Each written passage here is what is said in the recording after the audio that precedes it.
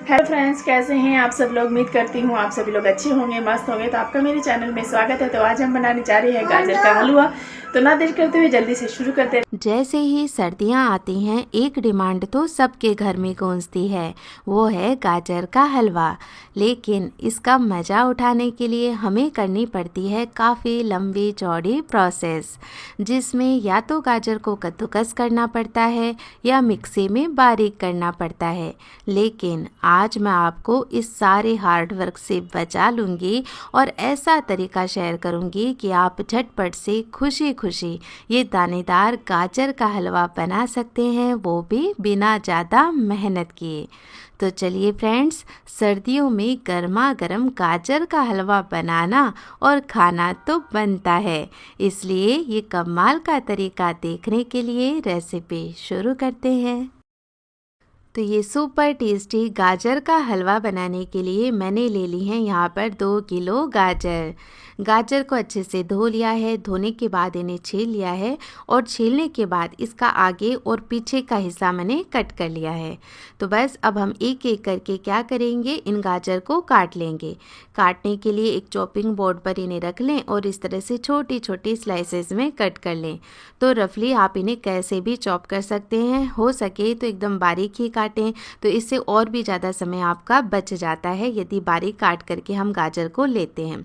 दूसरा, आप जब भी गाजर का इस्तेमाल करें तो हो सके कि एकदम पतली गाजर का ही इस्तेमाल करें, क्योंकि जितनी पतली आप गाजर लेते हैं ना वो उतनी ही ज़्यादा कच्ची होती है, तो उसका अंदर का जो वाइट पार्ट होता है ना वो कम होता है और वो सॉफ्ट भी होता है। जितनी गाजर हम मोटी लेते हैं ना तो उसका अंदर का जो हिस्सा होता है ना, वाइट पार्ट होता है, वो भी हार्ड होता है और टेस्ट भी उसका अच्छा नहीं होता है।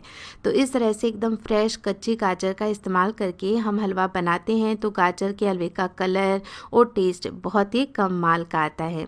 दूसरा, इन्हें पकने में भी कम समय लगता है। तो इस तरह से मैंने सारी गाजर को एकदम बारीक काट लिया है और 5 से 6 मिनट में हमारी गाजर कट करके तैयार हो जाती है। अब हम गैस पर एक कढ़ाई चढ़ाएंगे और कढ़ाई के अंदर 1 से 2 चम्मच घी गरम कर लेंगे। तो इस तरीके से जब हम हलवा बनाते हैं तो इसमें बहुत ज़्यादा घी का इस्तेमाल भी हमें नहीं करना पड़ता है। अब जैसे ही घी गर्म हो जाएगा हम इसमें ये सारी कटी हुई गाजर ऐड कर देंगे। गैस का फ्लेम अब मैं हाई कर दूंगी और हाई फ्लेम पर लगातार चलाते हुए इन गाजर को हम पका लेंगे लगभग 4 से 5 मिनट के लिए। तो जैसे जैसे घी के अंदर आप इन्हें पकाएंगे तो इनका कलर भी चेंज हो जाएगा और ये बहुत ही जल्दी से सॉफ्ट भी हो जाएंगी। तो इस तरह से जब हम गाजर को घी के अंदर भून करके फिर हलवा बनाते हैं तो हलवा बहुत ही टेस्टी बनता है। तो देखिए, मैंने तोड़कर भी चेक कर ली है, तो जो गाजर है ना ऑलमोस्ट हमारी 50 to 60% सॉफ्ट हो चुकी है। अब हम क्या करेंगे, इसके अंदर आधा लीटर दूध डालेंगे। अब यहाँ पर यदि लास्ट में आप मावा या खोया कुछ भी नहीं लेते हैं तो दूध का इस्तेमाल ज़्यादा कर सकते हैं, लेकिन यदि आप हलवे में मावा या खोया कुछ भी डाल रहे हैं तो आप कम दूध का इस्तेमाल करके हलवा बनाएं, तो जो हलवा होता है ना वो बहुत ही जल्दी से बन जाता है। क्योंकि जितना ज़्यादा आप दूध इस्तेमाल करेंगे, दूध को रेड्यूस होने में उतना ही ज़्यादा टाइम लगेगा, तो हलवा बनने में भी टाइम लगेगा। अब यहाँ पर बस मैंने इतना ही दूध डाला है कि जो गाजर है ना वो पूरी तरीके से डूब जाए। कढ़ाई को कवर करके मैंने इसे पका लिया है, तो इससे जल्दी से दूध में बॉयल आ जाएगा। फिर हम ढक्कन हटाते हुए और बीच बीच में चलाते हुए इन गाजर को पका लेंगे। तो जैसे जैसे इसमें दूध रेड्यूस हो जाएगा, जो गाजर होगी वो और भी ज़्यादा सॉफ्ट हो जाएगी, यानी ये कम्प्लीटली कुक हो जाएगी। तब हम क्या करेंगे, एक मैशर लेकर के इन्हें मैश कर लेंगे। अब क्योंकि गाजर अच्छे सॉफ्ट हो गई हैं तो जैसे ही मैशर से मैश करेंगे ये इजीली मैश हो जाएंगी और इस तरह से एकदम दानेदार टेक्सचर इसका हो जाएगा। देखकर कोई अंदाज़ा लगा ही नहीं सकता कि इसे हमने कद्दूकस करके नहीं बनाया है, इतना बढ़िया टेक्सचर आता है इसका।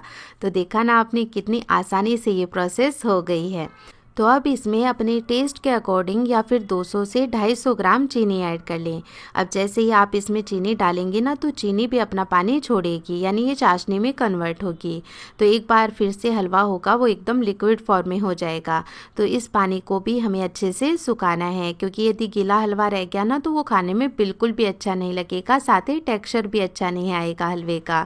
तो गैस का फ्लेम हाई कर लें और हाई फ्लेम पर बीच बीच में चलाते हुए हलवे को और पका लें। तो ऑलमोस्ट पानी सूख गया है और आप देख सकते हैं इसका टेक्सचर। अभी इसमें काफ़ी सॉफ्टनेस दिखाई दे रही है, लेकिन जैसे जैसे हम इसे और पकाएंगे और चीनी का पानी पूरी तरीके से सुखा लेंगे तो इसका टेक्सचर और भी ज़्यादा बढ़िया हो जाएगा। साथ ही हलवे का कलर चीनी डालने के बाद ही बहुत बढ़िया आता है। आपको इसमें कोई भी फूड कलर वगैरह डालने की ज़रूरत ही नहीं पड़ेगी। तो देखिए मैंने बढ़िया से पानी सुखा लिया है, चीनी का बहुत ही अच्छा टेक्सचर आ गया है। तो अब लास्ट में हम इसमें डाल देंगे मावा या फिर खोया। तो टोटल मैंने 250 ग्राम खोया का इस्तेमाल किया है और इस तरह से जो खोया है ना अच्छे से इसी के अंदर हम मिक्स करके लगातार चलाते हुए पकाएंगे।